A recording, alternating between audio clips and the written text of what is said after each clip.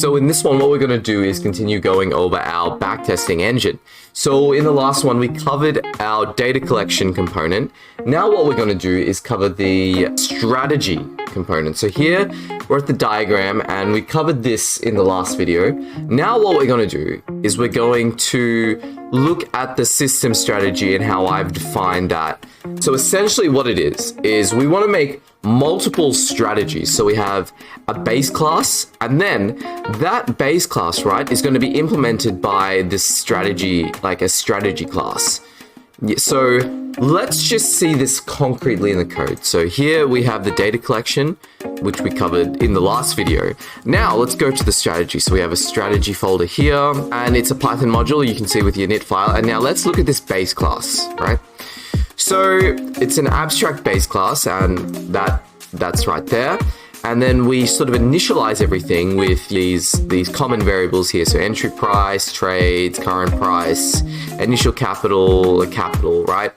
That's awesome. And then we have a few methods that are going to be sort of universally shared against all the strategy classes. So the most important one is the onTick method.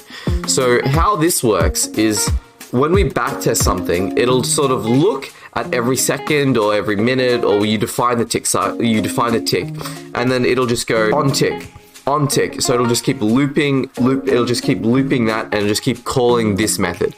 And it'll do some stuff, which is going to be defined in the actual strategy implementation here. See, there's nothing really there. Next, we've got portfolio value, which is essentially just a calculation about how to get the value of your portfolio. So that's that. So you've got how much capital, and then whatever the current price of the thing you're trading is minus the entry price. Not too crazy, right? And obviously they're going to be different in long or short positions, right? So if it's a short position, it's kind of flipped. You flip it around. Now, trade execution, awesome. So essentially what this is doing is if it's a buy action and we're closing the short, you just want to update the P&L like this. So, and then you just got to think about it a little bit. So here you have a long position, right? You're opening a long position, and so here you get some entry price, and then you're also pending the trades to these here. So now notice the difference between close a short position and you open something, right? The P&L here on an opening position is 0, and then P&L here is actually dependent on whatever the opening trade was, which will be stored in the entry price. And so we modify the entry price every time we open a trade, right? Here. So we open the trade at the price, and then the entry price becomes that. So this is for closing a short position, this is for opening a long position.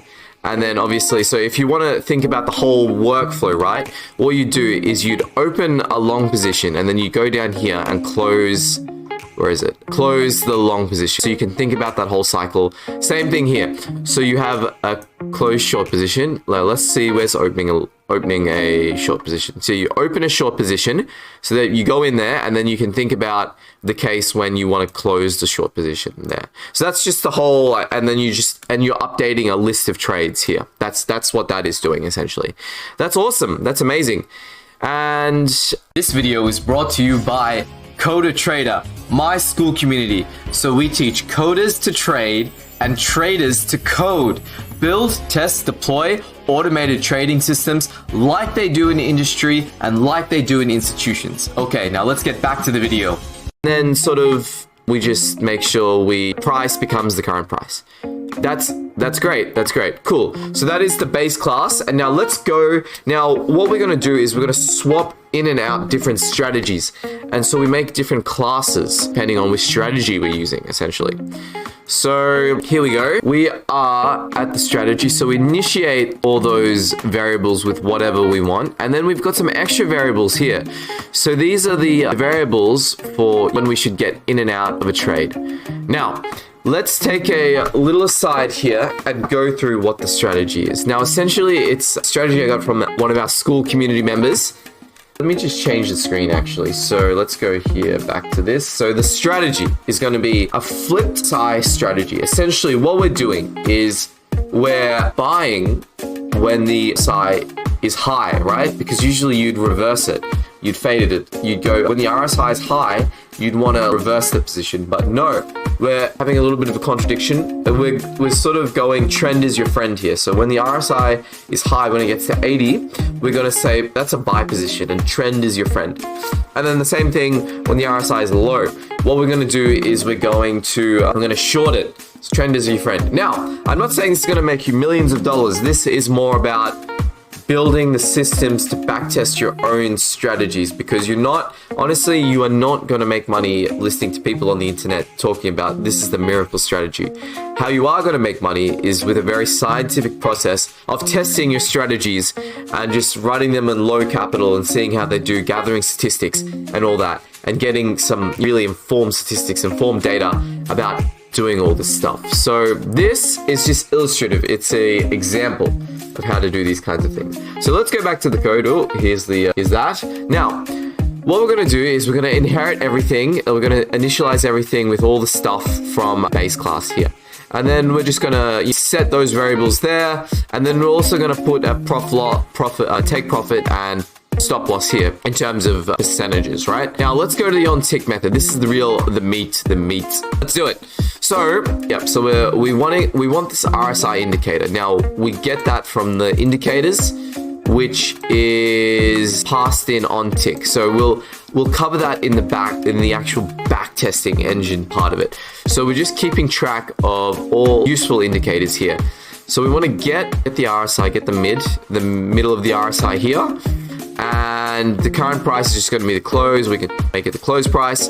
Next, self.position.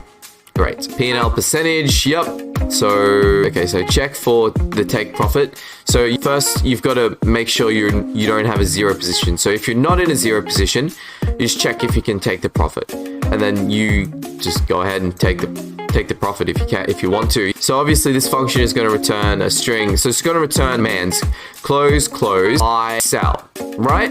And essentially, yeah, so you've got take the profit, stop loss, an entry signal or for the buy side, or a sell signal when you're opening the position there, right?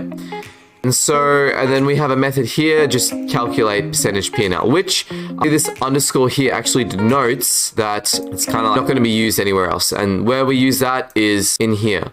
So that is just essentially the strategy. So what we did is we defined a base class, right? And then we're going to define multiple strategies. And one was this this reverse RSI strategy. And there we have it. Then that is actually going to be, so these on ticks, right? They're going to be sent to the backtester here, which we will go through in the next video. But I think we've done a pretty good job. We've covered these two components out of the 3 components for this backtesting engine. Now, homework, as always, there's homework. I want you to go to the GitHub. I'm going to put the video in the code in the description. It's just on the Coder Trader GitHub, and try understand what's going on. Then maybe see if you can modify this RSI strategy.